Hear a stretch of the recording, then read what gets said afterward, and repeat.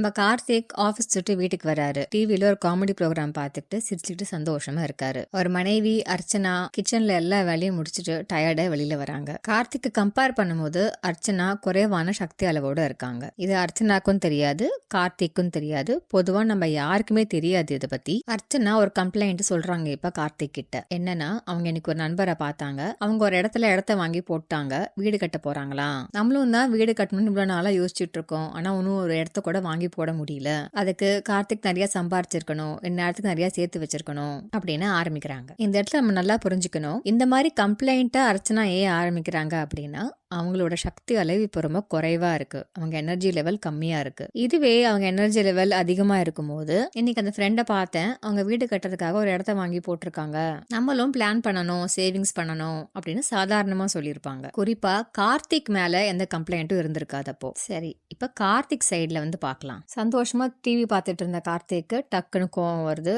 TV off பண்ணிட்டு ரிமோட்டை தூக்கி எறிகிறாரு. ஒரு வாக்குவாதம் ஆரம்பிக்குதாங்க. இந்த இடத்துல கார்த்திக் அவரோட எனர்ஜியை இழக்கிறாரு. இவரை கோவப்பட வச்சு அந்த ப்ராசஸ்ல அர்ச்சனாக்கு எனர்ஜி அதிகமாகுது. இதுவே கார்த்திக் பெருசா ரியாக்ட் பண்ணாம அவர் பாட்டுக்கு டிவி பார்த்துக்கிட்டே இருந்திருந்தாரு அப்படின்னா கார்த்திகோட சக்தி நிலை குறைஞ்சிருக்காது. ஆனா கார்த்திக் எப்படி ரியாக்ட் பண்றாரு அப்படிங்கிறது எதை பொறுத்து இருக்கு அப்படிங்கறத நம்ம புரிஞ்சுக்கணும் இல்லையா? அர்ச்சனா வந்து பேசுறதுக்கு முன்னாடி டிவி பார்த்துட்டு இருந்தப்போ கார்த்திக் சந்தோஷமா ஒரு 300க்கு மேல ஒரு எனர்ஜி லெவல்ல இருந்திருக்காரு. முன்னாடி நம்ம ஒரு வீடியோல பார்த்த மாதிரி ஒரு நாள்லயே நம்ம பல எனர்ஜி லெவல்ல மேலும் கீழே போயிட்டு வந்துட்டே தான் இருக்கும்.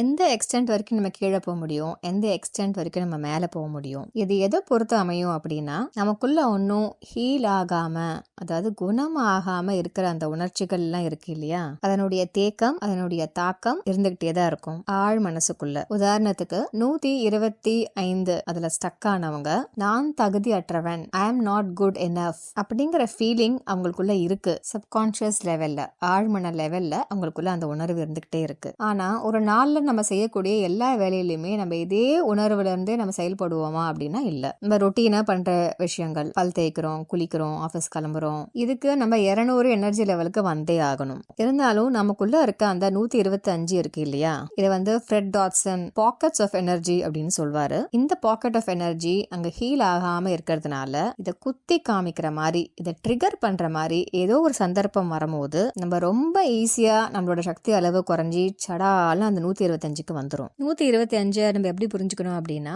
நமக்குள்ளே ஒரு feeling, I am not good enough, நான் தகுதி அற்றவன், இதுல இருந்து ஆரம்பிக்கிறது தான் மத்த ஆசை, மோகம், குடிப்பழக்கம் கடுமை ஆவறது, குடி, போதை, ஆபாசம், இது எல்லாத்தோட அடிப்படை காரணம் என்ன அப்படின்னா, I am not good enough.